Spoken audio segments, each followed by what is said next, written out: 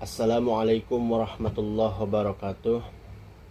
Selamat pagi, salam sejahtera untuk kita semua. Perkenalkan, saya Rahmat Fauzi, mahasiswa akuntansi semester 2 dari Universitas Bina Sarana Informatika Kampus Cengkareng.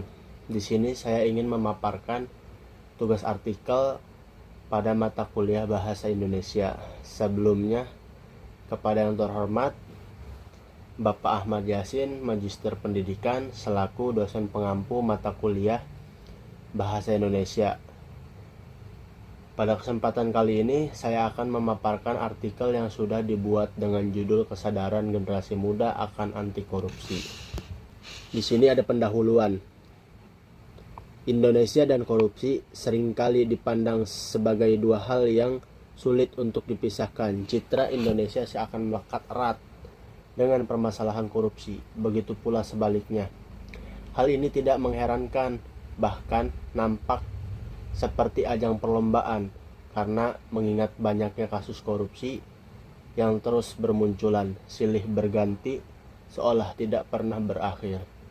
Hampir dari waktu ke waktu, publik disuguhkan dengan kasus-kasus korupsi belum habis. Dengan kasus korupsi yang lama, publik kerap dikagetkan dengan kasus-kasus korupsi yang baru,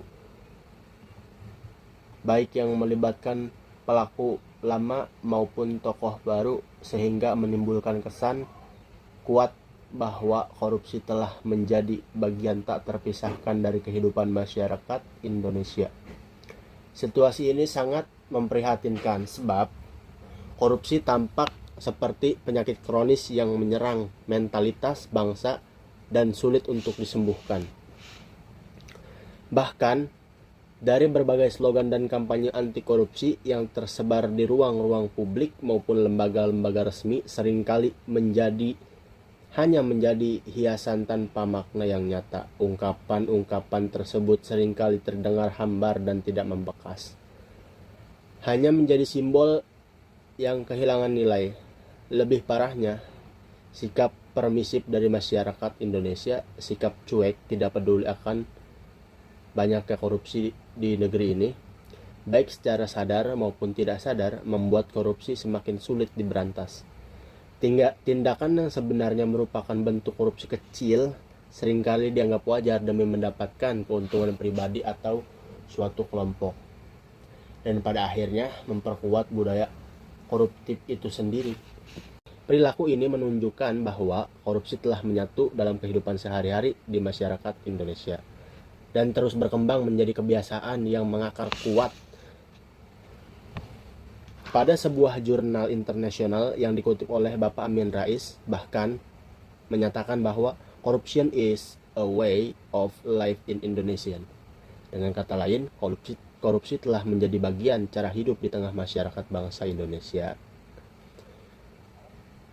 Jauh sebelum pernyataan tersebut, salah satu tokoh proklamator bangsa Indonesia, yakni Bapak Muhammad Hatta, juga pernah menyampaikan bahwa korupsi cenderung telah membudaya dan menjadi bagian dari karakter bangsa ini sendiri.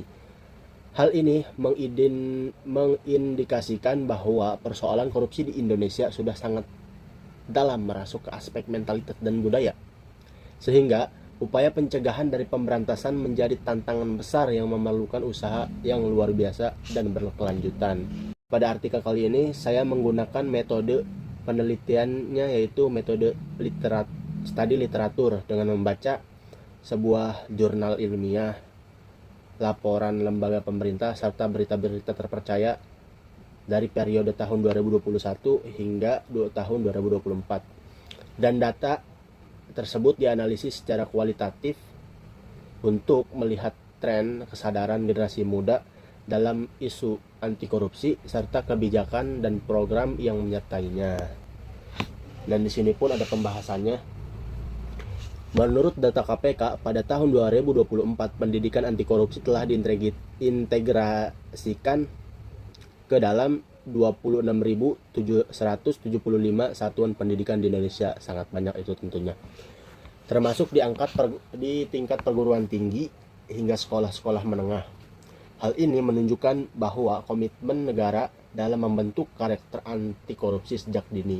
Generasi muda juga ditekankan dalam berbagai program seperti anti corruption, film festival, dan Youth Integrity Camp yang melibatkan partisipasi aktif mahasiswa dan pelajar dalam menyebarkan nilai-nilai anti korupsi secara kreatif.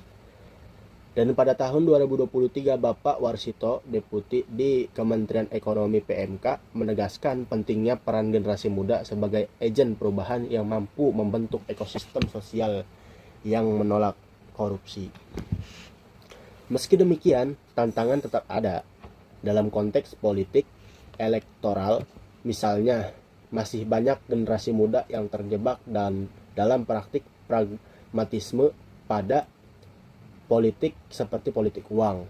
Oleh karena itu, pendidikan karakter dan penguatan literasi politik menjadi penting untuk membentuk generasi yang tidak hanya cerdas secara akademis, tetapi juga bermoral tinggi. Di sini juga ada langkah-langkah untuk pemberantasan korupsi. Yang pertama, ada penegakan hukum yang tegas, transparansi dan akuntabilitas, penerapan etika dan integritas di semua sektor pendidikan dan penyadaran publik. Yang pertama, ada penegakan hukum. Penegakan hukum contohnya seperti menindak pelaku korupsi tanpa pandang bulu siapapun dia. Apabila dia korupsi, tetap harus disanksi dengan sanksi yang udah berlaku dalam undang-undang negara Indonesia. Dan juga menetapkan sanksi yang tegas seperti yang tadi saya bilang. Sanksinya harus tegas sehingga mendapatkan efek jera kepada pelaku. Yang ketiga, memperkuat lembaga penegak hukum seperti Kantor Pemberantasan Korupsi atau KPK, Kejaksaan Agung, dan Kepolisian. Yang kedua, ada transparansi dan akuntabilitas, seperti mewajibkan pejabat publik untuk melaporkan harta kekayaannya. Sistem anggaran negara atau daerah yang terbuka dan bisa diakses oleh publik. Yang ketiga, audit rutin oleh lembaga independen. Dan yang ketiga, ada penerapan etika dan integritas di semua sektor, contohnya seperti kode etik yang jelas bagi pejabat publik dan aparatur pemerintah. Dan juga penguatan budaya integritas di lingkungan kerja.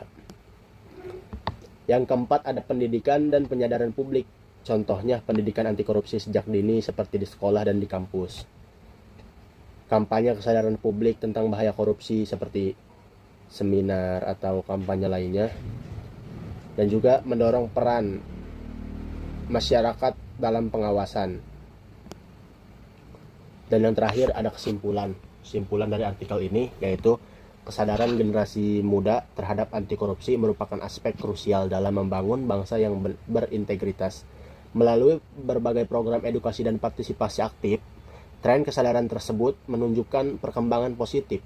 Namun, untuk mencapai perubahan yang berkelanjutan, diperlukan sinergi antara pendidikan formal, kebijakan publik, dan peran serta masyarakat.